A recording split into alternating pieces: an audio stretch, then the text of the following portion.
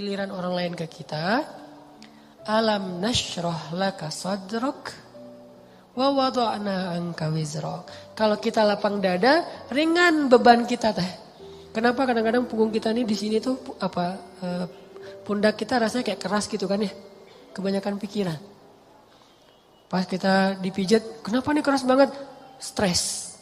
Kenapa kok bisa stres? Dadanya sempit. Orang yang dadanya sempit, satu kesalahan orang aja udah bikin dia nyesek. Tapi kalau dadanya lapang, kesalahan-kesalahan orang itu gak bikin dia nyesek karena masih lapang. Kayak sebuah ruangan sempit, ditaruh satu barang udah sesek. Tapi kalau ruangannya luas, ditaruh banyak barang juga masih lapang, gor gitu. Naruh lemari beberapa masih lapang. Tapi kalau kamar mandi, taruh lemari satu udah gak bisa ngapa-ngapain kan ya. Jadilah syarhus sadar, berlapang dada dengan kesalahan orang lain kepada kita. Sehingga kita gak gampang nyesek, kita gak gampang stres, kita gak gampang nyimpen, gak gampang sakit punggung kita. Kayak gitu Allah bilang, alam nasyrah laka sadrak. Kalau udah lapang dada, wa wada'na anka wizrak, kami turunkan beban-beban kamu. Alladzi anqadha dhahrak, yang memberatkan punggungmu. Caranya gimana? Fa inna ma'al usri yusra, inna ma'al usri yusra, fa idza faraghta fansab wa ila rabbika farghab. Itu kan ajaran supaya syarhus sadar.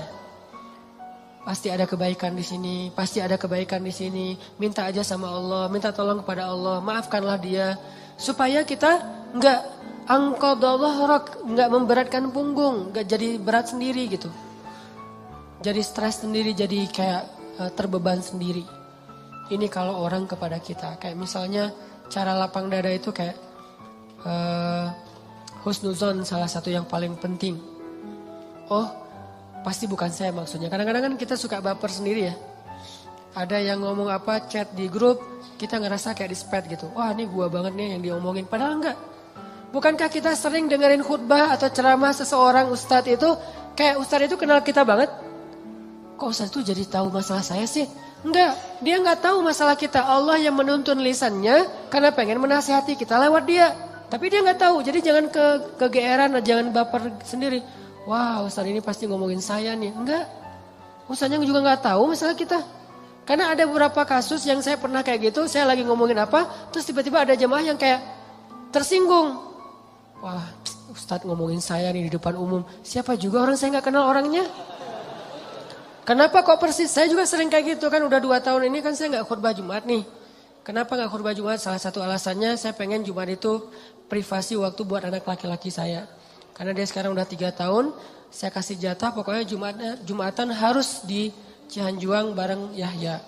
Karena saya pengen dampingin dia ke masjid hari Jumat. Alasan kedua, ada penyakit ustadz yang dulu pernah saya alamin. Apa penyakit ustadz? Keseringan ngomongin menasihati orang, jarang dinasihati. Nah saya pengen Jumat itu waktu saya mendengar nasihat buat diri saya sendiri. Awal-awal itu benar kerasa. Pas pertama dengar khutbah orang, apaan sih ini kayak gini ngomongnya? Ada tuh ego-ego ustadz kayak gitu tuh muncul tuh. Itu kan yang lagi diobatin tuh. Wah enggak gini, saya tahu dalilnya lebih dari ini mulai. Muncul gitu-gitu tuh. Awal-awal kayak gitu, tapi astagfirullahaladzim, sombong banget sih gue. Udah. Terus kalau ada yang ngomongnya kadang-kadang kayak enggak mungkin belum terbiasa ngomong depan umum, kayak agak-agak nervous mungkin atau agak-agak kaku gitu. Muncul rasa sombong tapi lama-lama di recovery diperbaiki apa? Kalau saya menghargai dia walaupun enggak bagus, nanti orang akan menghargai saya ketika saya nggak bagus performnya. Jadi pas saya duduk gitu, dia ngomongnya kayak ngebosenin banget, boring banget tuh ceramahnya. Tapi saya tetap, padahal boring banget ceramahnya. Tapi saya kayak menghargai apa yang saya maksud di situ. Saya pengen juga orang kayak gitu ke saya kalau saya ceramah. Mungkin teman-teman ada yang kayak gitu sekarang. Apaan sih Ustaz, tapi masih aja gini.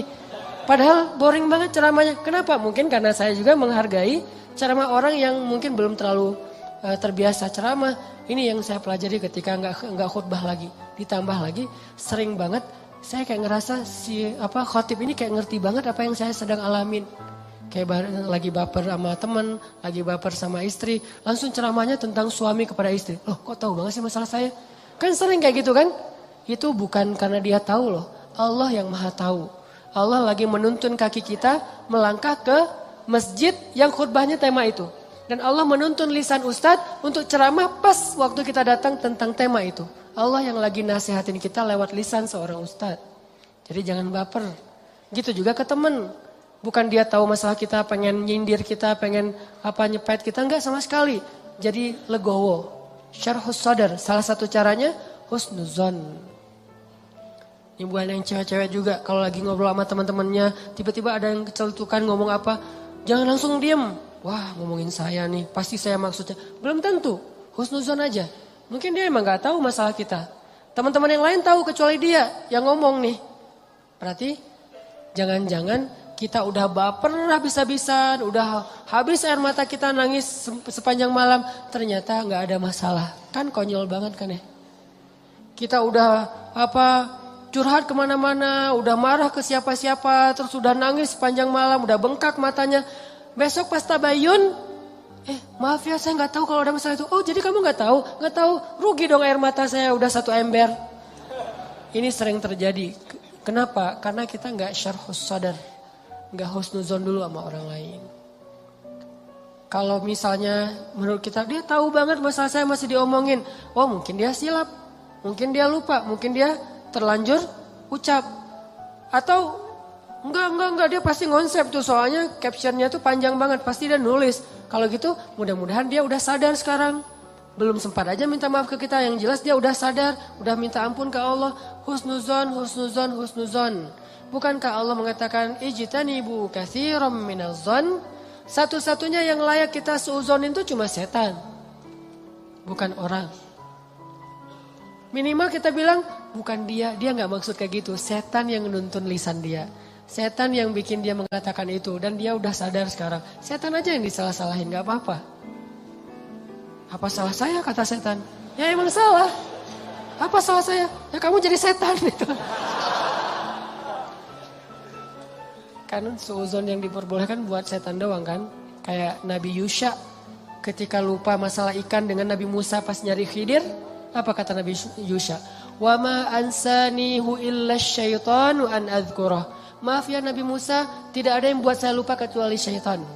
Jadi yang dikambing hitamkan oleh Nabi Yusha adalah setan. Lagian kalau kita ada masalah, pasti kita ngomongnya apa? Auzubillahi minasyaitonirrajim. Setan bilang, enggak, saya enggak godain kamu aja sendiri kegeeran. Kan bisa aja gitu kan ya. Tapi tetap itu udah fitrah. Nah, dia setan. Tapi kalau jin enggak. Kita nggak boleh suuzon sama jin.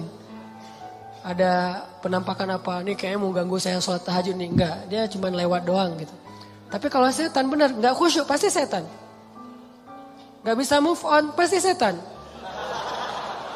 Wujudnya manusia. Kan setan itu minal jinnati wan nas ya, dari jin dan manusia tuh. Enggak. Bercanda, astagfirullahaladzim. Nanti saya di-report, di-ban lagi akun saya. Sama mantan-mantan. Banyak gening. Oke. Dari orang ke kita, syarhus sadar. Secara syarhus sadar, lapang dada gimana? Husnuzon. Dan ini gak bisa sekaligus, teman-teman saya juga masih belajar husnuzon. Oh mungkin. Iltamis li akhika alfa uzrin. Cari 1000 alasan buat saudara kamu. Kalau gak bisa gitu minimal cuek. Arti cuek gak usah dipikirin. Gak usah dibahas. Kadang-kadang ngebahas satu masalah sebetulnya cara lain buat setan untuk bikin kita gak pernah bisa selesai dengan masalah itu. Terus aja dibikin berlarut-larut. Kayak ada teman kita habis ada masalah sama temannya yang lain. Gak usah dibahas sama kita. Kemarin gimana masalahnya, udah beres? Jangan ditanya, udah aja lupain. Begitu kita tanya dia akan bilang lagi. Ya tuh enggak apa, kemarin dia masih ngomongin saya. Oh gitu, terus kita pancing-pancing lagi tuh. Harapannya apa? Niat kita pengen empati. Padahal itu bukan empati itu. Pengennya kita berpihak sama dia. Itu enggak berpihak. Tahu enggak apa arti namimah atau mengadu domba? Kata Nabi, la yadkhulul jannah an-nammam. Enggak akan masuk surga orang yang suka mengadu domba. Enggak akan masuk surga. Nah, adu domba itu ada 2, teman-teman. Ada adu domba orang yang memang jahat, ada adu dombanya orang soleh. Orang soleh juga bisa mengadu domba. Gimana caranya? Kalau orang yang gak soleh mengadu domba, dia sengaja membuat fitnah di antara dua orang sehingga mereka jadi baperan, jadi putus silaturahim. Ini gak soleh. Insya Allah kita gak akan kayak gitu. Saya yakin gak ada niat kita ngadu domba orang. Tapi kita mungkin banget terjebak di adu domba yang kedua. Adu dombanya orang soleh nih. Gimana ngadu dombanya? Nih saya kasih contoh. Si A ngomongin si B di depan kita. Tapi gak sampai kan ke si B. Kita yang dengar, si B gak dengar. Misalnya kayak dia lagi ngejapri kita. Yo dia gini. Kita kan yang tahu. Terus kita capture. Kita forward ke si B. Ini aku bukan mau manas-manasin ya. Tapi ini cara jawabnya gimana nih. Dia ngomong kayak gini tentang kamu. Kita capture, sakit hatilah si B. Oh ternyata dia ngomongin saya di belakang. Itu perumpamaannya kata para ulama. Si A manah si B. Tapi gak kena, anak panahnya jatuh di lantai. Kita ambil, kita tusuk ke dadanya. Sambil kita katakan ini bukan dari saya lah, dari dia loh ya. Nih. Kayak gitu analoginya. Itu namimahnya orang soleh. Adu dombanya orang soleh. Jadi kita gak niat memfitnah. Kita niat pengen menyampaikan kebenaran, kita lagi empati, pengen tabayun. Gak usah tabayun kepada korban. Tabayunnya kepada pelaku. Apa bukti kamu ngomong kayak gitu? Gitu, nanya ke pelaku. Jangan, benar gak yang dia omongin? Jangan, salah nih. Konsep tabayun itu bukan kepada korban yang dibicarain, kepada yang ngebicarain.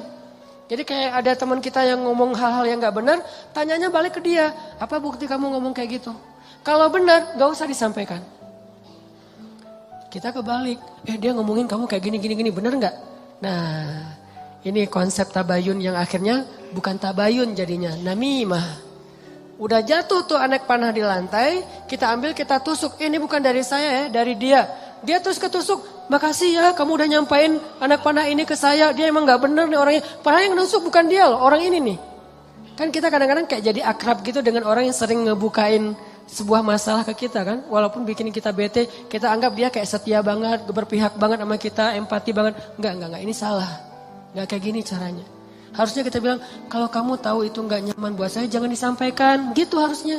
Tapi dia ngomongin kamu, biarin aja dia ngomongin. Yang penting kan saya gak dengar, sehingga saya gak sakit hati ke dia. Mudah-mudahan Allah maafin dia, kan selesai. Justru gara-gara kamu sampaikan ke saya jadi sakit hati ke dia. Allah gak maafin dia, Allah gak maafin saya nih. Putus silaturahim kita berdua, kamu nih pelakunya nih. Kok jadi saya sih?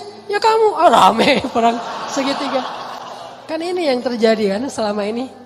Ini lebih realistis menurut saya daripada namimah yang memang niatnya jelek buat saya sih. Saya husnuzon sama kita semuanya. Gak ada lah niat kita jelek pengen memfitnah orang, gak.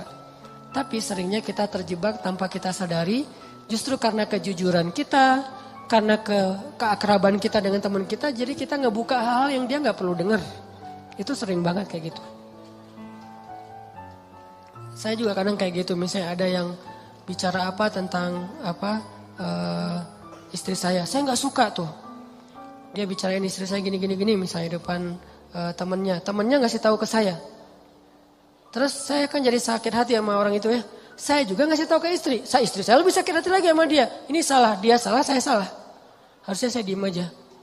Papa udah tahu kan masalah ini, kenapa nggak ngasih tahu ke mama? Karena papa berharap mama nggak tahu. Tapi daripada mama tahu dari orang lain, ya berarti orang itu yang salah, bukan papa. Kenapa dia ngasih tahu ke mama? Kan gitu kan? Jangan sampai ya Pak, mama tahu dari orang lain. Jadi kalau ada yang kayak gini-gini harus papa yang ngomong ke mama. Enggak, itu salah konsepnya.